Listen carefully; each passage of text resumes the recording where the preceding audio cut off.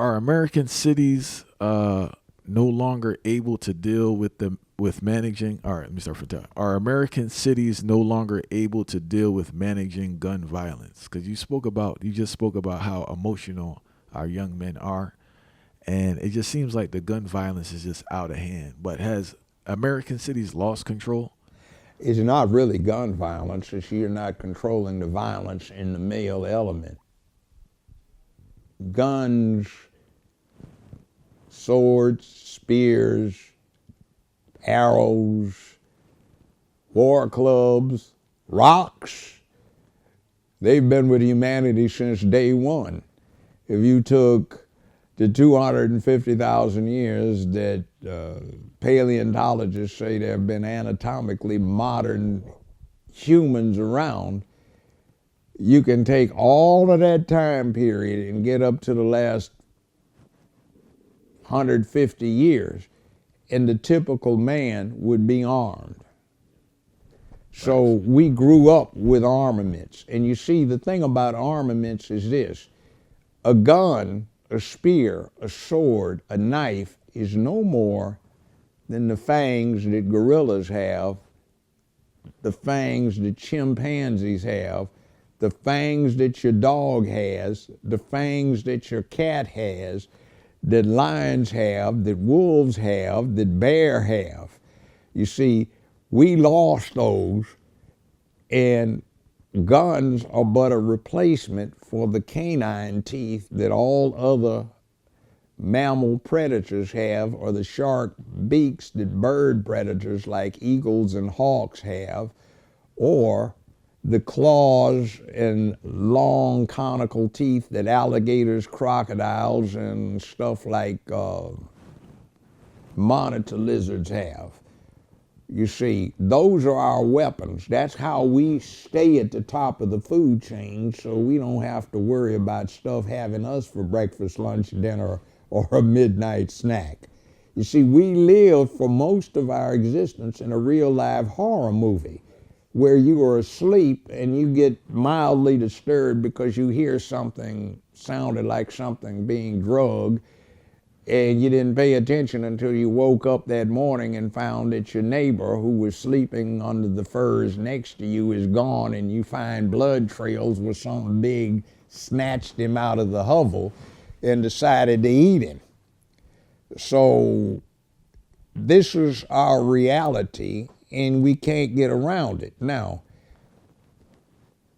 I've taken martial arts since 1966. My brother was listed by Black Belt magazine as probably the most dangerous human alive in North America for 15 years. We taught each other stuff. Real quick, what's your brother's name? Clifford Stewart, now late Clifford Stewart. You can look him up online. He's known as the bodyguard for stars. Now, in addition to having a literal PhD, he had 14 black belts in karate, 10th Dan in 9 of them. He had a black belt in judo, another one in jiu-jitsu. He was a kung fu grandmaster. He had something called Within Arm's Reach, acronym WAR. And I think 5 of his students were on SEAL Team 6 when they pulled off the Bin Laden raid. And he was also one of the 3 pindeckers in the whole world for an Indonesian thing called Pinyat Silat.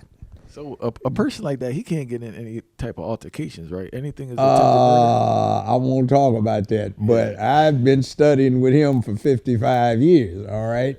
My specialty was shooting. His was literally, he also became co-executive producer on my show, and he had that background too.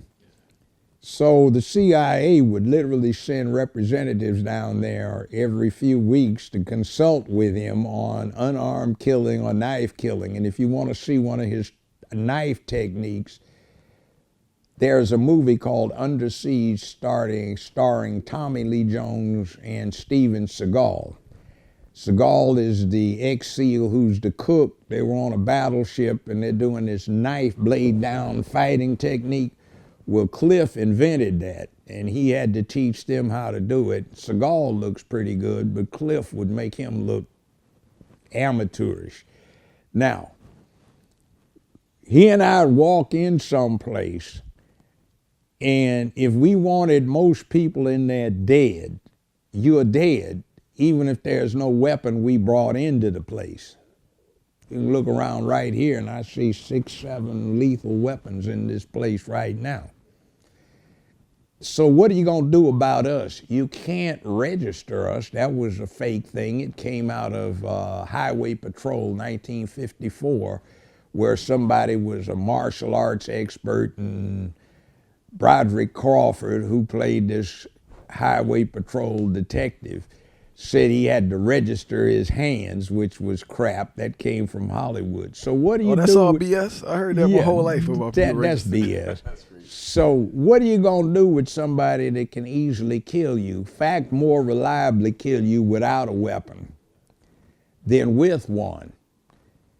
So it's like, it's not the weapon, it's the character. In other words, if you have manly character where you don't want that siren going because you want order in your community so that that does not have to occur, where the people that have the ability to do these things protect and serve their communities, not as police, because the police only clean up the stuff that is not fundamentally done. The police comes from the same term that you'd run into if you were ever in the military. All right, gentlemen, we're going to police this area. I don't want to see anything out here. Cigarette butts, trash. I don't want to even see a scrap of hair out of place. The fundamental responsibility for public peace, dignity, and order resides with the community, not the police. The police weren't even invented when the Constitution was ratified in 1789. The police got invented by Scotland Yard. So Robert Peel, an aristocrat who ran Scotland Yard, and he set up the Bobbies. Robert Bobby, that's what they call them now, Bobbies. Constable on patrol, cop. And that came into the United States in the late 1830s and early 1840s in Philadelphia, New York, and some of the eastern cities. This is one of them right here. Before that, that's why you had the Second Amendment.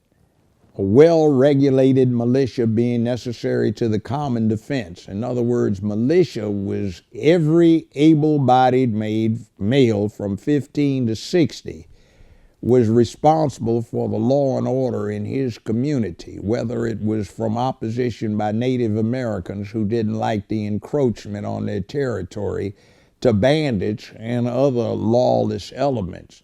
You were supposed to be proficient in weaponry so that you could participate in an organized defense. That came from the English common law, where the commoner, the yeoman, had to practice with bow and arrow a specified number of times a week. So if the king needed you, you could participate in his royal armies.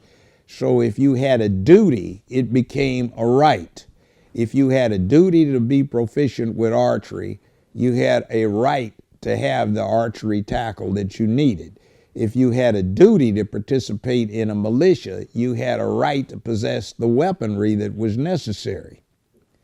Now, if you have no character, you are a dangerous individual.